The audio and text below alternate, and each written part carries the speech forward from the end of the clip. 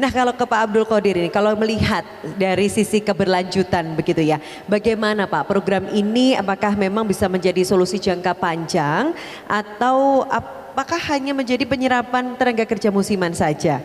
Sebentar, mikrofon sudah? Oh, Dere. Baik, jadi ini sebetulnya kalau kita lihat dari tujuannya, ini kan lebih ke pemberdayaan di masyarakat.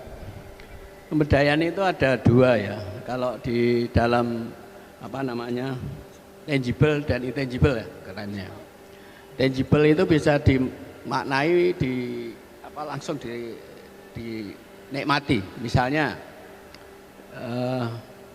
jalan menuju ke desa karena ada sawah-sawah jadi tidak bisa sampai sana, kemudian dengan dana itu langsung dinikmati. Kemudian keuntungan lain apa? Warga itu ya bangga karena dengan jalan itu mereka bisa nyaman, bisa pakai itu tangible-nya. Kemudian tangible-nya lagi apa? Pada saat itu dikerjakan, yang kerjakan mereka sendiri sehingga duitnya ke mereka juga gitu. Nah, kemudian pertanyaan berikutnya, ini disetting nggak ini? Kan gitu. Nah, kenyataannya program-program itu kita lempar ke masyarakat gitu. Silakan masyarakat mengajukan. Kalau proposalnya tepat, memang itu disurvei sangat dibutuhkan, ya dilaksanakan itu. Jadi kita tetap ada, kalau bahasa kurasi ya dikurasi betul, tapi sesuai dengan fungsi, kemudian sesuai uang itu betul-betul bermanfaat atau tidak. Jadi uang itu mengikuti apa yang menjadi program di masyarakat. Bukan program dulu baru ada uangnya gitu. Nah, selanjutnya kan kalau kita bicara itu bagus dilanjutkan atau tidak begitu ya. Sejauh ini ya saya bahkan mengawal Ibu ya, mengusulkan untuk proposal yang diajukan itu, ternyata semua warga senang, semuanya pengennya lagi kita dan seterusnya gitu, minta gitu. Nah, ini kan bukan terus plunglap gitu bahasa Jawa nih, gawe hilang duitnya enggak gitu. Itu kan terus tetap tadi intangible-nya terus gitu, manfaat terus gitu. Jalan ya dipakai terus, irigasi itu membawa keuntungan yang berlebih karena petani dengan air mengalir baik yang tadinya susah jadi berkembang, pertaniannya subur.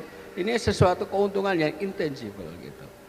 Kemudian kita buat ya dengan kemampuan UMKM itu.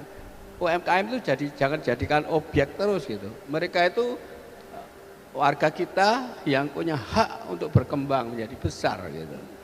Ya diberikan dia kesempatan gitu. Nah, kesempatan itu kok datangnya dari padat karya. Nah, padat karya itu kan sebetulnya kan untuk mengkaryakan semua gitu. Tidak bisa sendiri.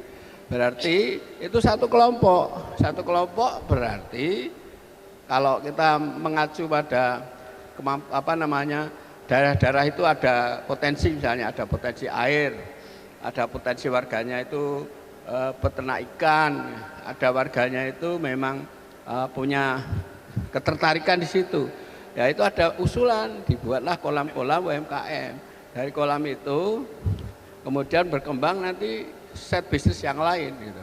Oh, berkembang bagus, ikannya subur, dikelompok oleh masyarakat, dan semuanya memiliki, kemudian tumbuh warung-warung